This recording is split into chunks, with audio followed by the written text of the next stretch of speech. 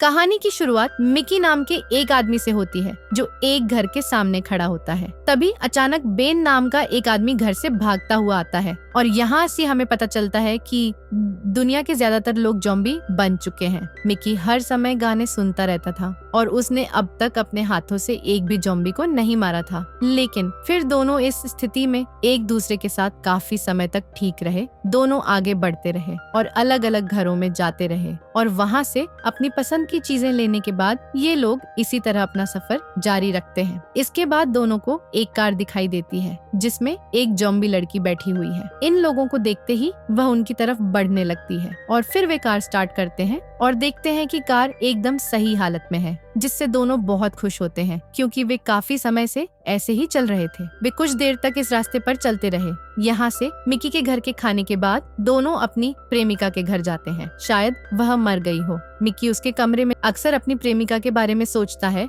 वह उसकी तस्वीरों को देखता है और हमारे साथ बिताए समय को याद करके रोता है। इसके विपरीत फॉरेस्ट इस घर में अपनी प्रेमिका का सामान ढूंढ रहा है। उसे 2 वॉकीटॉस, एक पेट्रोल कैन और कुर्सी मिलती है जिसकी वह रखवाली करता है। इसके अलावा उसे टूथपेस्ट भी मिलता है। दोनों अपने दांत धोते हैं क्योंकि उनके दांतों को कुछ समय से ब्रश नहीं किया गया था। बाद में वे इस घर में काफी समय बिताते हैं। मिकी बेन से कहता है कि हम यहाँ साथ रहेंगे, लेकिन बहन उसे यह कहते हुए अस्वीकार कर देती है। याद है हम कैसे थे? ज़ॉम्बी ने हमें 3 महीने तक एक घर में कैद कर रखा था। हमें कुत्ते के खाने से अपना पेट भरने के लिए मजबूर किया। जब खाना नहीं था तो बच्चे के पास कुछ नहीं था, इसलिए हमने एक पालतू कुत्ते को मार दिया। इसलिए मैं गलती नहीं दोहराऊंगा। हमें केवल आगे बढ़ने से ही हम बच सकते हैं। यहाँ मिकी को बेन की बात माननी चाहिए, जिसके साथ वे देखते हैं कि उनकी कार की सीट सोने के लिए बढ़ाई जा सकती है, इसलिए वे वहाँ आराम करते हैं। कुछ आगे बढ़ने के बाद दोनों डरने के लिए रुकते हैं, जहाँ बेन विक्की को बताता है कि उसे डर लगने की उम्मीद है। अपने हेडफोन आजमाएं। अगर कोई ज़ॉम्बी दिखाई दे तो आराम करें। आप पर हमला करता है,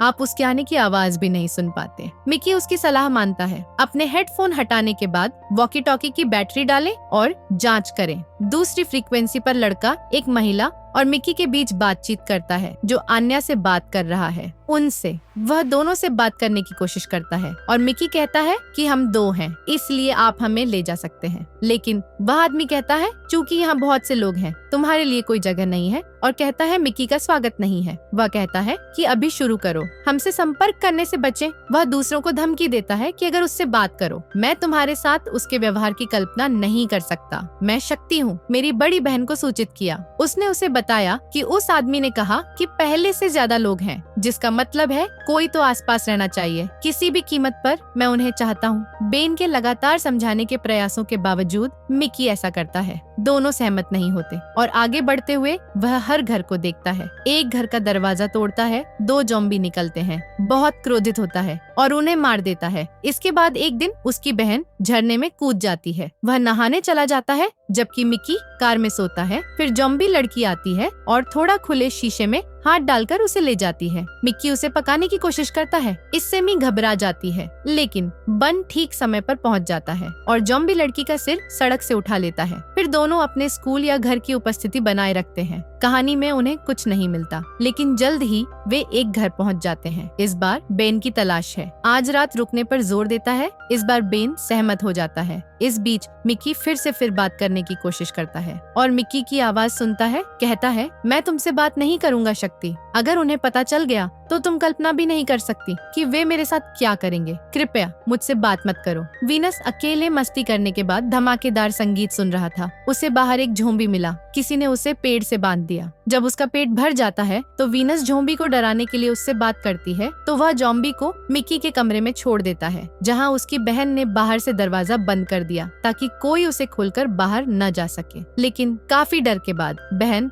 दरवाजा खोलती है। मिकी ज़ॉम्बी के खून से लथपथ है। उसे देखकर बेन हंसता है। आज अपने पहले ज़ॉम्बी को मारने के लिए बधाई। तो यह मिकी बैंक के मजाक के बाद क्रोधित हो जाता है। बैंक को तोड़ने के बाद वह भाग जाता है। उसे इस तरह जाते देख बंदर भी उसका पीछा करता है। गुस्साए मिकी ने उसे जमकर लड़ाई की और कहा कि वह मुझसे बात नहीं करेगी। इसके बाद वे कई दिन साथ में बिताते हैं। इस तरह घूमते हैं। वे सड़क पर एक कार देखते हैं और उसके बाद मिकी बेन से कहता है कि यह अभी भी चलती हुई कार बताती है कि कोई इसे चला रहा था और आसपास ही होगा। बेन पहले कार से पेट्रोल निकालने की कोशिश करता है, लेकिन असफल हो जाता है, चिल्लाता है और पूछता है कि यहाँ किसकी कार है, लेकिन वहाँ नहीं है। कोई जवाब नहीं देता, लेकिन हम इंतजार करते हैं। एक आदमी वह मिकी को चाकू की बट पर पकड़े हुए है और उसे मारने की कोशिश कर रहा है। वह उसकी कार की चाबियां मांगता है। उसे ऐसा करते देख साथ मिलकर इन परिस्थितियों का सामना करें, लेकिन उसे मर्दानगी चाहिए। जवाब देते समय मुझे यह कहना चाहिए कि मैं हर किसी पर भरोसा नहीं करता, क्योंकि मैंने एक बार उन पर भरोसा किया और यह गलती की। उन्होंने मेरे साथ जानवरों से भी बदतर व्यवहार किया। अब मैं हर किसी पर भरोसा नहीं करता। तुम अपनी कार पर भरोसा करो। मुझे चाबियां दो या मैं तुम्हारे दोस्त की हत्या कर दूंगा। चर्चा के अभाव में बहन अपनी लिंक को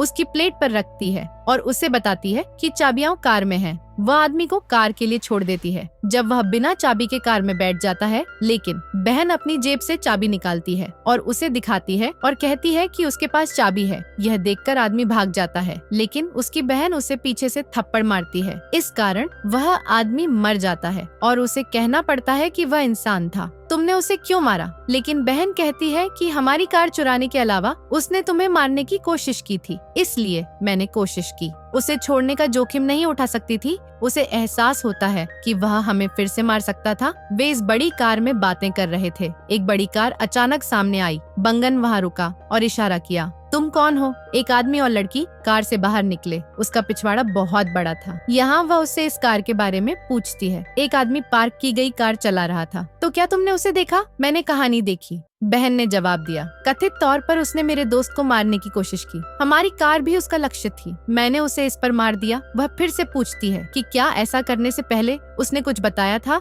उसने बताया, लेकिन उसकी बहन असहमत है। उसने केवल इतना कहा कि कुछ लोगों ने उसे धोखा दिया। यह सुनकर लड़की ने दावा किया कि उसने कार चुराई, इसलिए हमने उसका पीछा किया और पहुंच गए, लेकिन तुमने उसे मारकर शानदार काम किया। ज्यादा खाने के बाद जब उसे हिलाने के बाद मिकी ने पूछा कि क्या वह एनी है? ये सुनकर लड़की कहती है, तुम बकवास कर रहे हो। मिकी कहता है, मैंने तुमसे सेंटेंस टॉकी पर बात की। मैं तुम्हारी आवाज आसानी से पहचानता हूँ। यहाँ हमें पता चलता है कि एनी और उसका साथी वह आदमी जिसके साथ मिकी ने अनन्या को बातें करते सुना था। अनन्या मिकी से कहती है कि मैंने तुम्हें बहुत समझाया है कि तुम्हें मुझसे संपर्क करने या मिलने से बचना चाहिए। मैं यहाँ थी, लेकिन तुमने मेरी बात नहीं सुनी। तुरंत बहन के साथ वह उसे पीटती है और उसकी कार की चाबियां चुरा लेती है। उन्हें जंगल में फेंक देती है और कहती है कि मैं अन्य मिकी के साथ ऐसा नहीं करना चाहती थी। तुमने मुझे ऐसा करने पर मजबूर किया। वह बहुत ज्यादा खाने के बाद चली जाती है। कार में उस आदमी के साथ वह बैठती है और चली जाती है।